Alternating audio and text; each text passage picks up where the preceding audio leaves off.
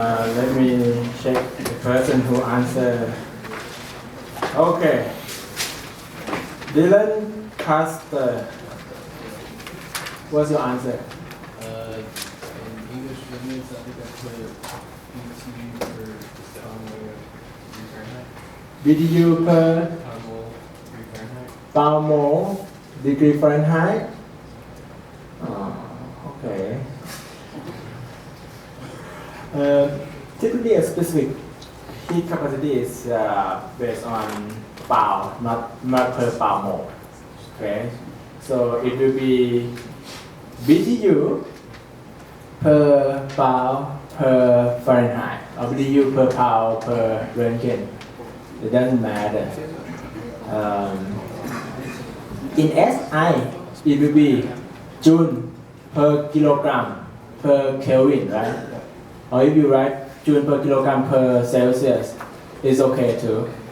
Okay. Number 3, write the unit of thermal conductivity in English unit. O'Neill, something. O'Neill. What's the thermal conductivity in English unit? What about SI? I think it's Chris? Yeah. What is the thermal conductivity unit?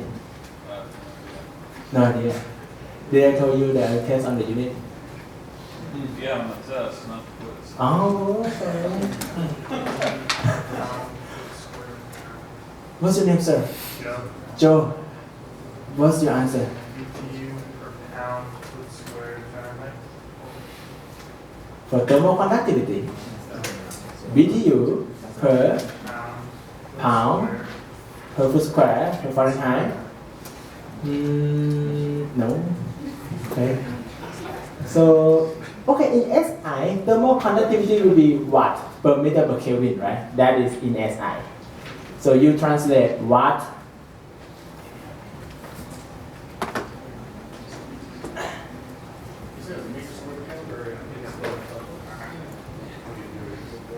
that is in SI, right? Thermal conductivity. So in the field unit, instead of watt, you write BTU per hour, right? Instead of meter, you write foot. Instead of Kelvin, you write Röntgen.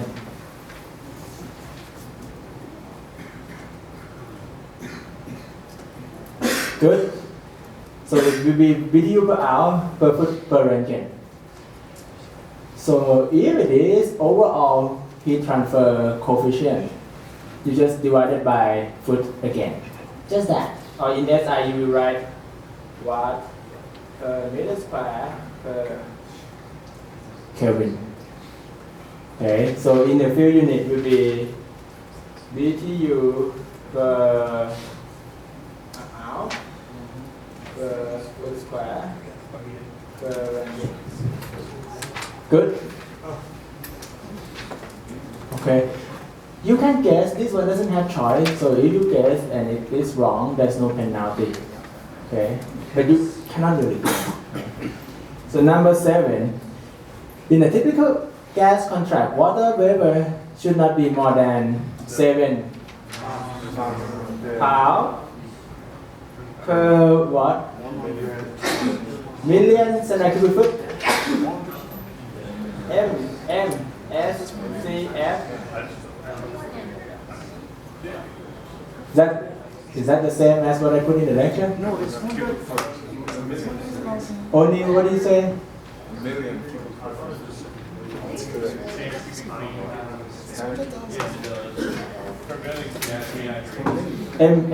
SCF. What do you think? It's like that, okay? M2M is million, okay? 8. For a single pass coil line heater, the choke should be placed before or after the line heater. The choke should be placed after. Okay. Good? Everyone get it? If you say before, you get -1. Okay. H2S at the concentration of 10 ppm, right? Part per million. Just that. Cause, odor, and safe for 8 hours. Okay. MMSCFD stand for what? Yes, million standard cubic foot per day. If you don't have per day, it's wrong. Okay. If you have just 1,000, it's also wrong. Everyone get it right? Yeah. I actually don't need to ask. I can check who get it wrong. Okay, many of you get it done right. What's this? Surface condition 10 SCM, 10 to the power of 7. That's not right. Oh, someone get it wrong, okay. So my question is okay. 11, hydrate can form at the temperature above 32 Fahrenheit. True or false? True. Okay, here you say false, you get -1. The word JT cooling, J and T stand for June Thompson. Who didn't get it right?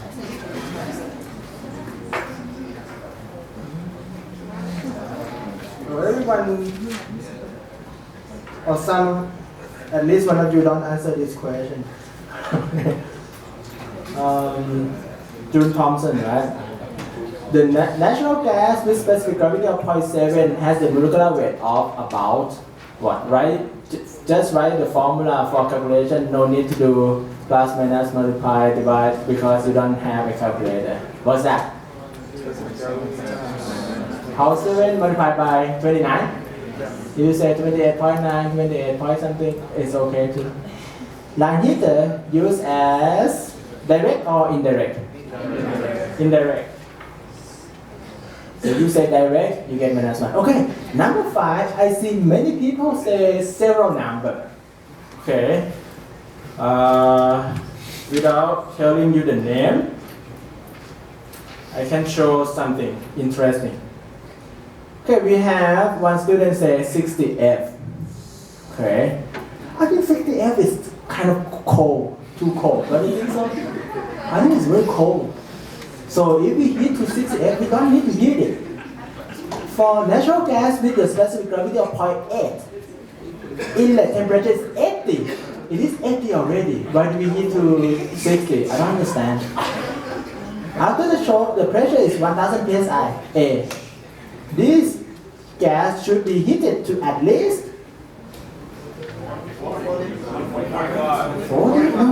140 maybe. I have another one say 65. Okay, and oh, many of you said it correct. I get like 20 to 40 Fahrenheit. What is that about? I thought I can give everyone A because you come to class and you just listen to me. Is that my bad? So look at this. The dashed line is a hydrate line, right? And we start at 3000 psia. So 3000 is that line. That is 3000, right? And we start at 80F. Where's 80? 80 is the black line, not the dashed line. So we start here. So that is at 80. Okay? And we choke, and the pressure drop to 1000.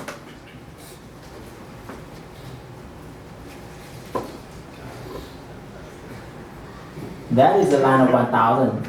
Okay? So let me ask you this. If we don't heat it at all, we just choke.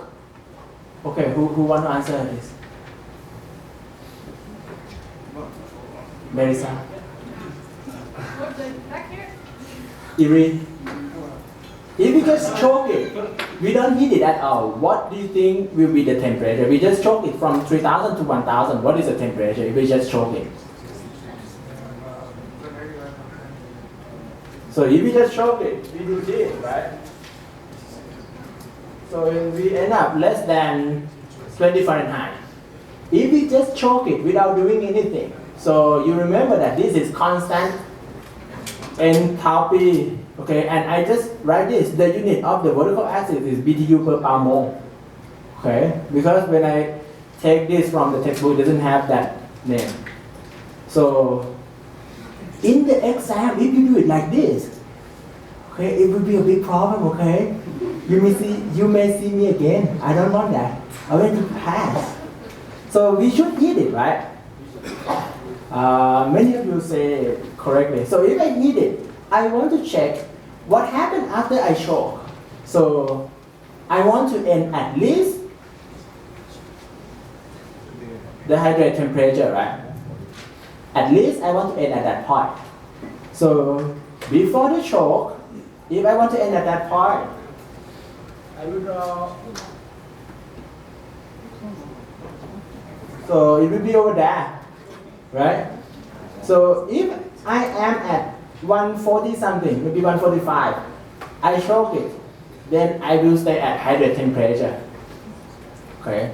So if your answer is between 140 to 160, it's okay. You get 5. Okay.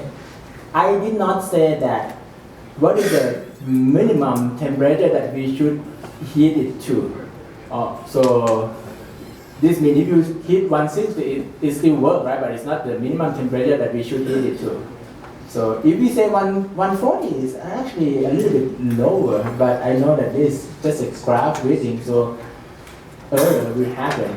But if you say something like 20 or 40 or something, I want to give -5, I cannot. 130 is also too low. If you say 130 is just over there, right? If you hit just 130, you will stay below hydrate temperature, right? So we should heat the gas to the temperature of at least 145 or 150.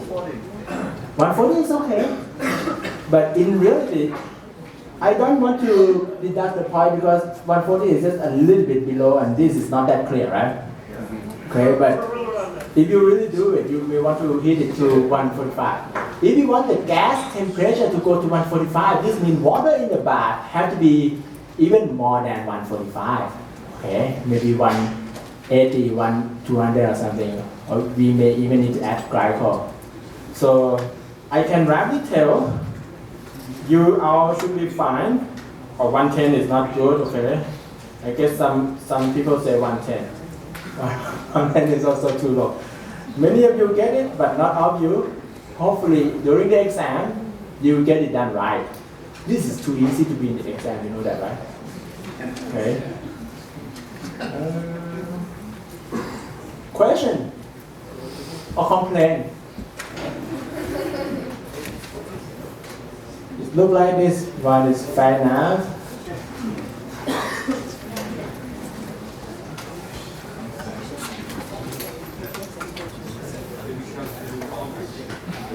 So last time we stopped at this page for C value. Okay, for C value. Next quiz will be, I don't know, I haven't made it yet, but I don't think we should have it too often because we need more material to cover. So I don't expect, but we can if some of you want it, we can, but I don't think we should make it next time that we meet. Okay. Velocity in the pipe, did we cover this?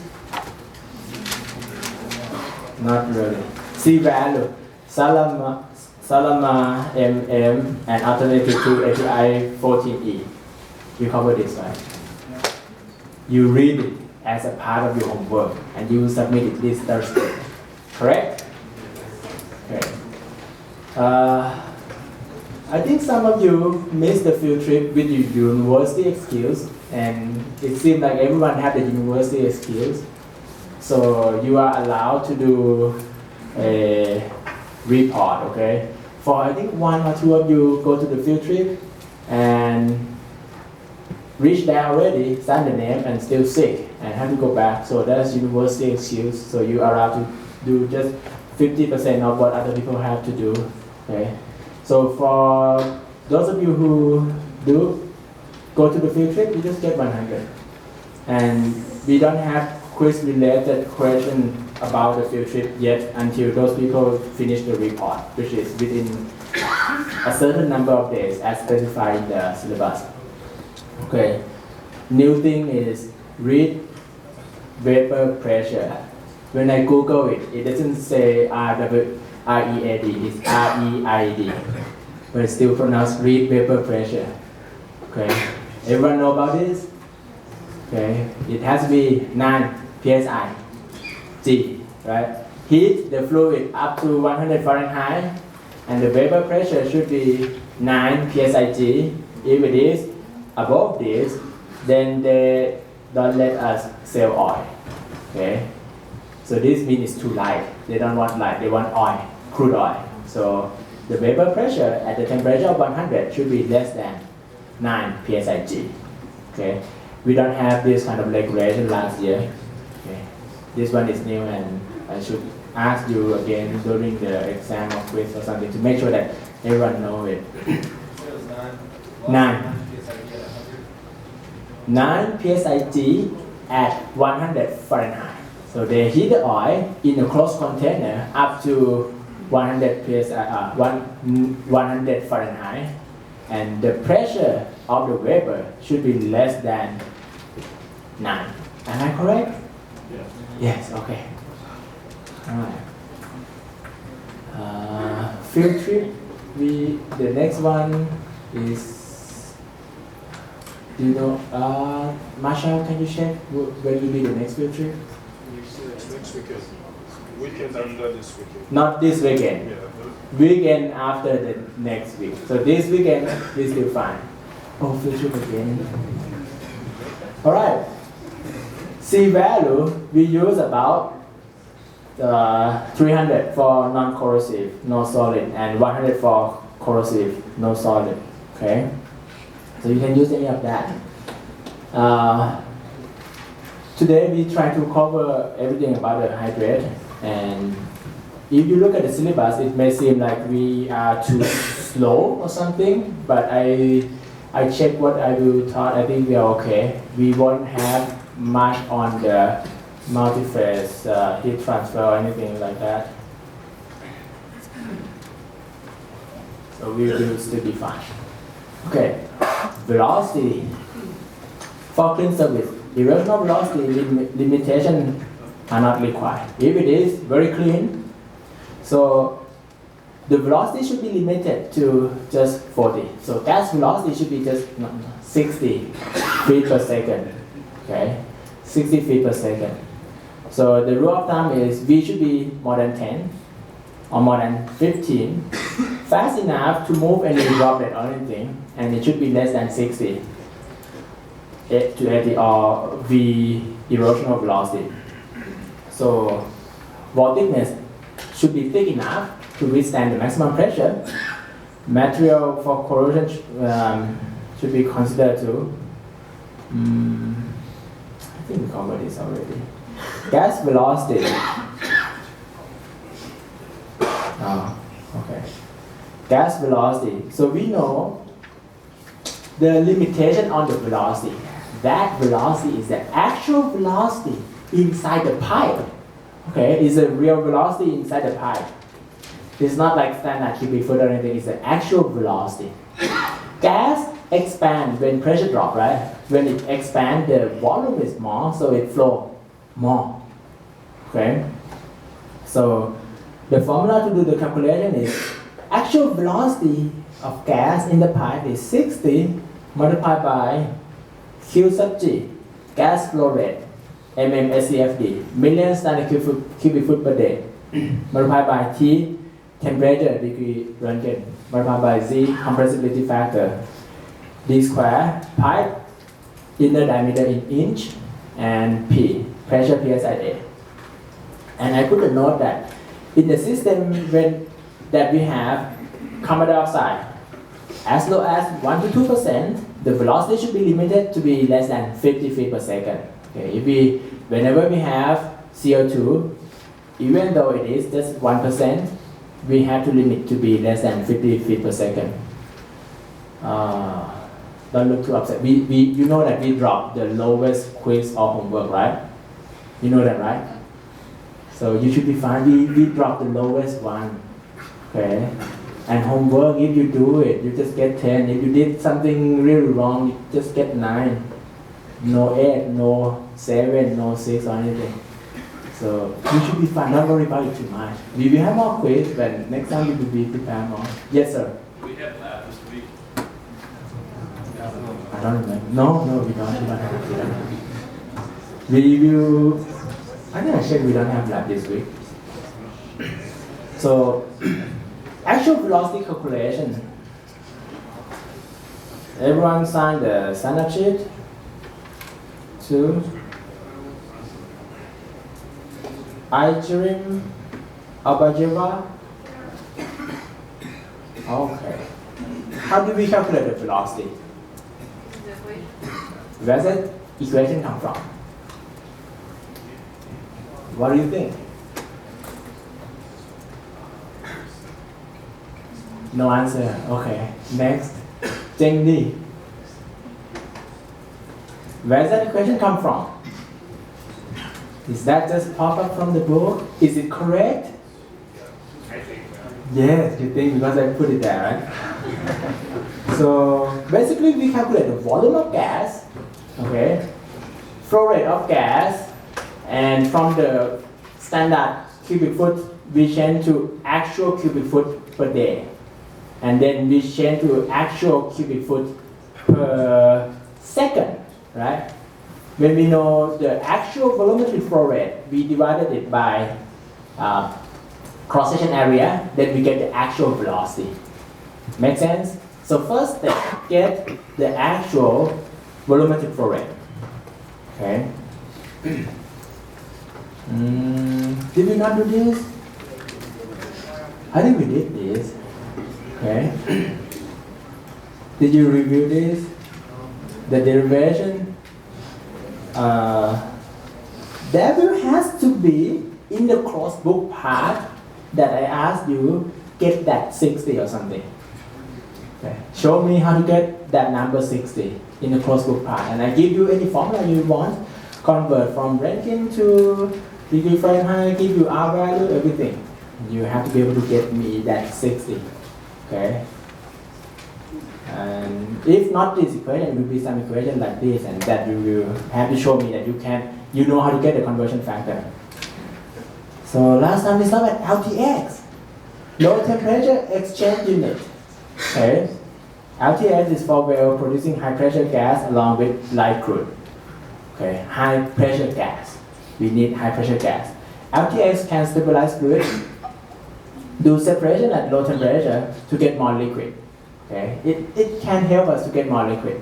It is not a very efficient stabilizer as the cold feed condensate stabilizer because the absence of tray packing. So the main purpose of LTX is not to stabilize the fluid.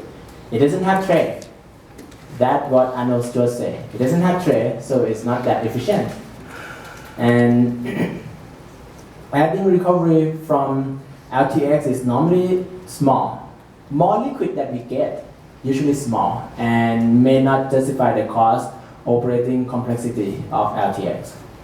Okay, so most of the time they don't use it. Sometimes they use it. Advantage, it can replace line heater and dehydrator. So it replaces dehydrator. We don't need to remove water anymore, and we don't need to heat it anymore. Can replace both.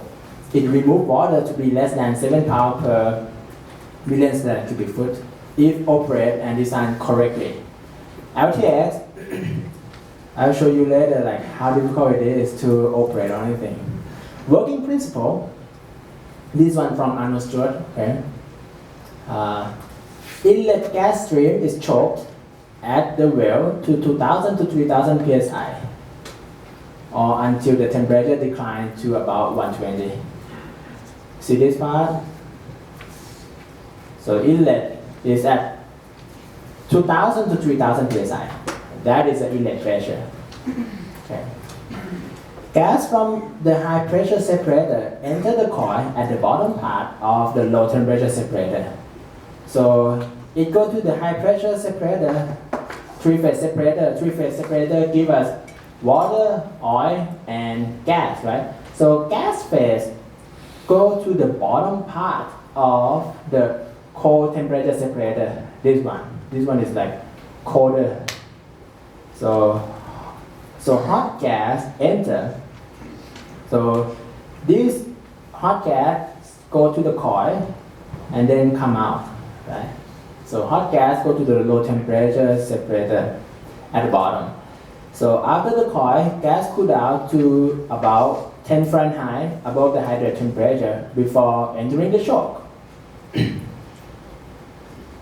So after the coil, it go this way and go through the heat exchanger, and then the temperature drop, but it's still more than hydrate temperature, 10 Fahrenheit above hydrate temperature. We don't choke it yet, okay? So it is still 2000 something psi. So this part is still high pressure, right? We don't choke it yet. Once it goes through the choke, even though I write the choke outside, but in reality, the choke is inside. Choke is inside the separator, so hydrate cannot plug the choke. So that choke actually stay inside, in the vessel, okay? This choke is in the vessel, okay? We choke it and temperature will drop to 0 to minus 20 Fahrenheit. Hydrate will form. So hydrate form as a pressure drop across the choke. Hydrate form inside the separator, okay? So hydrate that form fall into the bottom part of the low temperature separator and melt by heating coil. So when hydrate form over here, it fall down and go to the bottom part. The bottom part is hot because there is a hot coil. So the hot hydrate melt, right? So then lean gas exit at the top of the low temperature separator. So we have lean gas, which is cold, right? Exit on the top. That gas is saturated with water pressure, water vapor. If the temperature is low enough, it can meet the cell specification, 7 pounds. Okay, so gas go on the top and come out. And we get the cold gas without hydrate. Okay? So when we reduce the temperature, water condense and come out from the gas phase, right? So we basically remove water by like let it form hydrate and condense it. So we remove water. And at the same time, we also choke to make it match with the pipeline pressure so that we can sell. So we can choke and remove water at the same time. Isn't it good? Very good, right?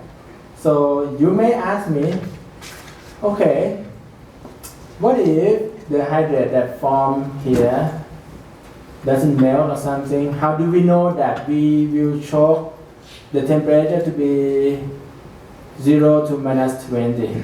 After the choke, we expect the temperature to be like that, right?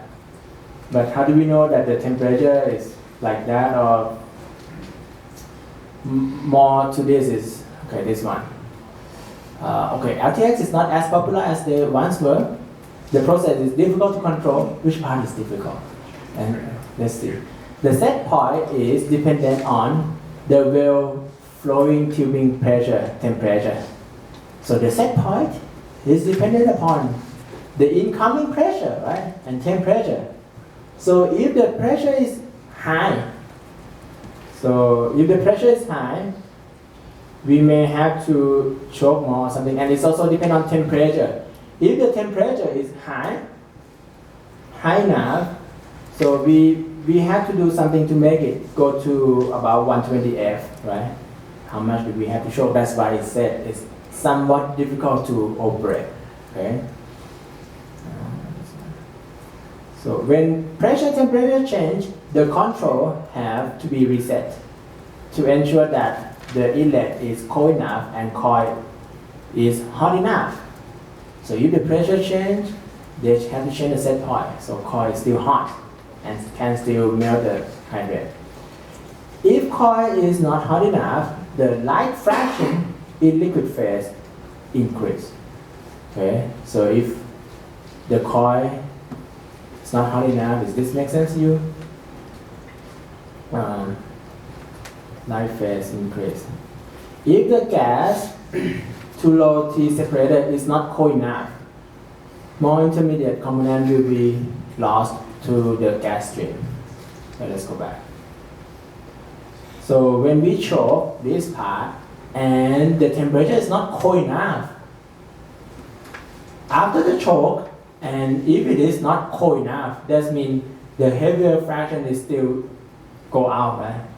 So the heavier fraction still go to the gas stream if it is not cold enough. If the coil is not hot enough, what is it?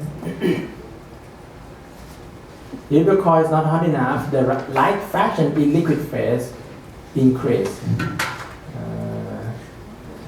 Actually, the real problem is if the coil is not hot enough, it doesn't melt hydrate as much as it should, right? So the main thing is it is difficult to operate. That's what you want to memorize in the exam at least. And it looks like this. Can you memorize the diagram? Of course, yes. Right? Just give you the diagram, fill in the blank, okay? Which part is a hot part, which part is a high pressure part. You know that this line, everything before the shock is a high pressure, right? After the shock is a low pressure. Low pressure means 1000 psi. So it just shock from 2000 to 1000. Okay? That is LTX, which is not used much.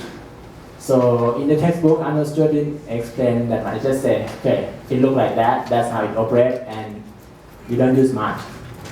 So you good? At least you want to know what it is. Okay? So this has us two separator, and the lower temperature one has coil inside. Okay? Hydrate inhibitor. Let's do this one, it's kind of fun. Okay? Three options. We have three options. Thermodynamic inhibitor, kinetic inhibitor, anti-agglomerant. Okay? The most common thermodynamic inhibitor are methanol, glycol. Okay? When we say hydrodynamic, it looks like shifting the charge directly. The charge, what is the charge? This line. You see, let's say your gas is 0.7. Okay, this is without inhibitor. With inhibitor, it shifts it up and to the left. So the phase envelope for hydrate formation actually shift when you add thermodynamic inhibitor. Okay, that's why I said the thermodynamic inhibitor. Kinetic inhibitor slow down the rate that it agglomerate, slow down the formation of the hydrate. Okay, I think we explain more later. Okay. So the most common type is methanol and glycol. It reduces the hydrate temperature. Our chemical may be recovered and recirculated. Okay, but it is difficult for the methanol recovery. We cannot really recover it unless we actually do the distillation or something. So if you put methanol in, it's gone. Okay? Put methanol in, it's gone. Kinetic inhibitor is in the category of low dosage hydrate inhibitor, LDHI. Just use a little bit and it works. Isn't it good? Just use a little bit. So kinetic inhibitor, it is a polymer. Okay? Inhibit the nucleation and crystal growth, but do not inhibit agglomeration of crystal once the nucleation occurs. So if we shut down the pipe and we will stay inside the hydrate temperature and pressure, but we will stay just a little bit, not that long, we may use kinetic inhibitor. Okay, so we can stay in the hydrate formation temperature and pressure for a while, but if it's too long, we will eventually form. So add the kinetic hydrate inhibitor, it delay the process. It doesn't prevent it, it just delay. Okay. AA, anti-agglomerate inhibitor, it inhibits the growth of hydrate. Does not stop the nucleation site. It's typically polymer or surfactant. Okay.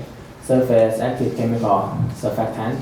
So if you add surfactant into oil, water, gas, it will most probably stabilize the emulsion, right? It can, right? Surfactant help to stabilize the emulsion. So if we make any inhibitor that we add, most of the time it's like some kind of surfactant and it can make more problem on the emulsion. So we have to do the lab test and we will go over all of that in the flow assurance part. But for this part, we just do some calculation to find out how much do we add thermodynamic inhibitor. Okay. So I give you one example for the best practice of deep water gas condensate field. So we have hydrate risk. They use MEG, monoethylene glycol, used continuously, inject into each subsea tree, all the time, every time. Okay. Insulation should provide at least 12 hours minimum cool down time to hydrate formation temperature. So if we have oil and it dropped very quick within half an hour and reach the hydrate temperature, that's not good. So the suggestion of best practice here recommend that the insulation should help so that it delay the temperature drop. It should take like 12 hours to reach that temperature. Okay, so we still have to insulate the pipe. Methanol use, methanol should be avoided. Okay, there's a safety risk of having a highly flammable liquid in mass storage. This is for deep water, so they don't want to have methanol on the platform. They don't want too many methanol or too much. Gas export pipeline should have water content of 2.5 pound per million standard cubic foot to have hydrate-free operation. And pick the pipe to remove any condensate or wax. Okay. Good. This is just some kind of recommendation. What do we do when we have hydrate?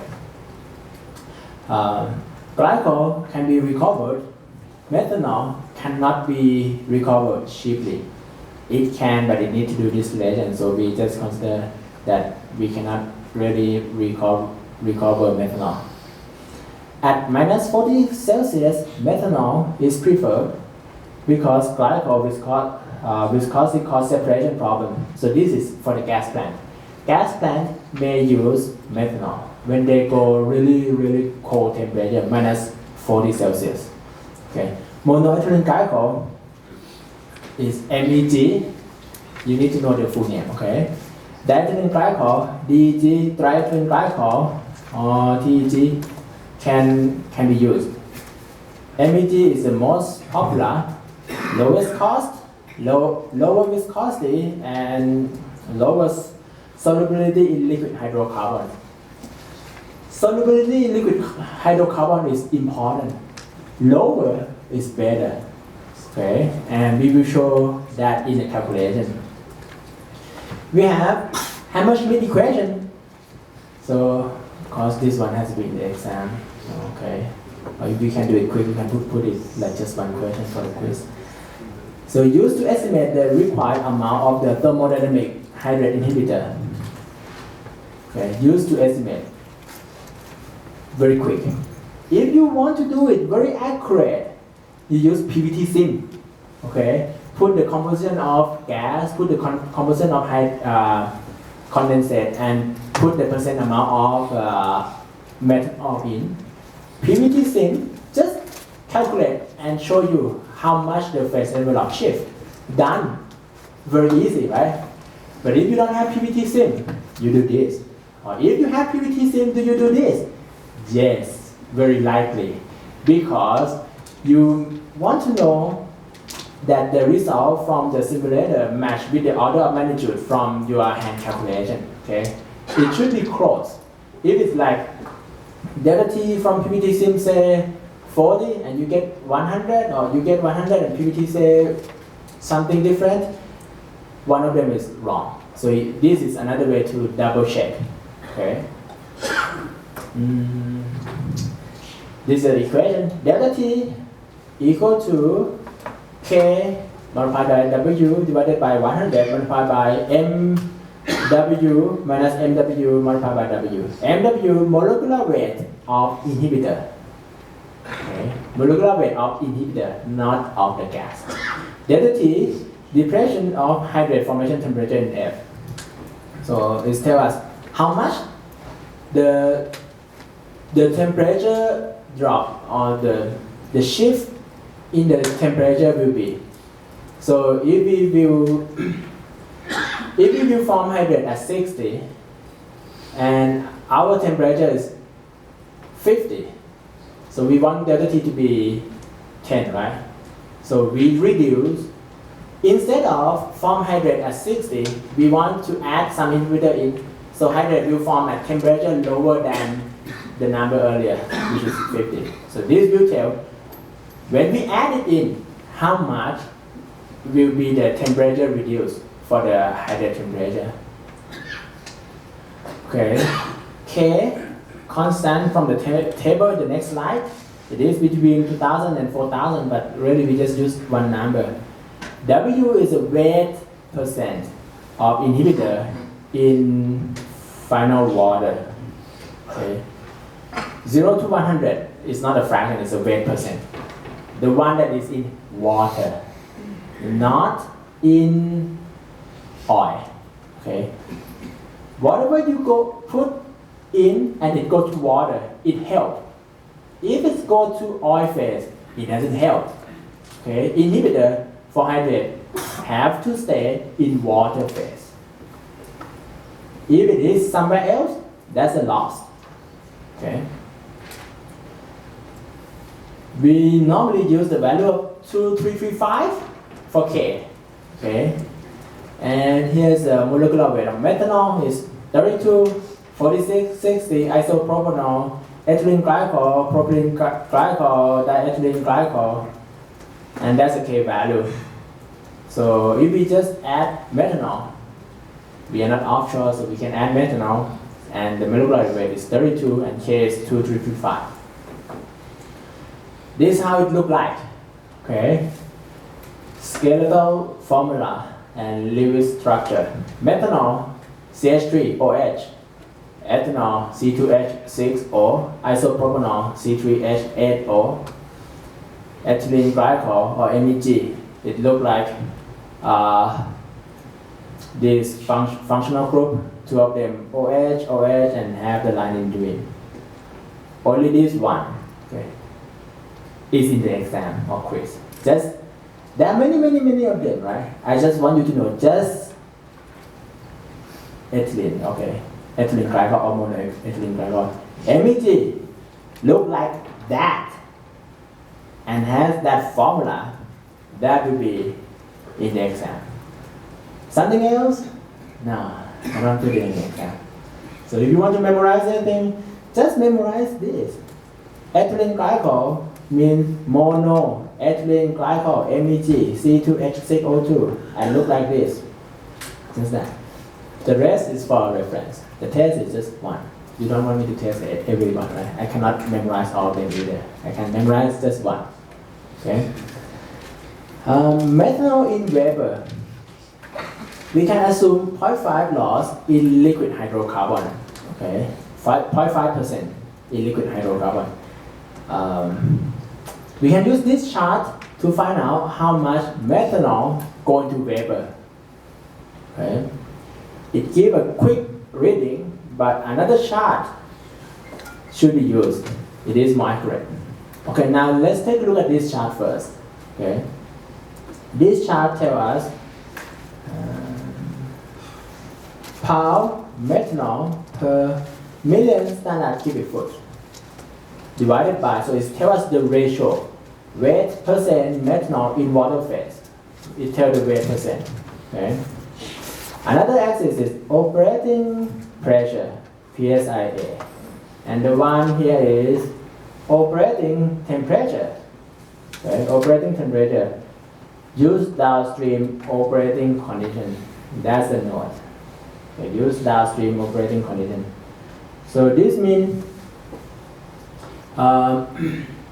if we try to find out how much is in the gas phase, we add some amount in. So let's say we add 2%.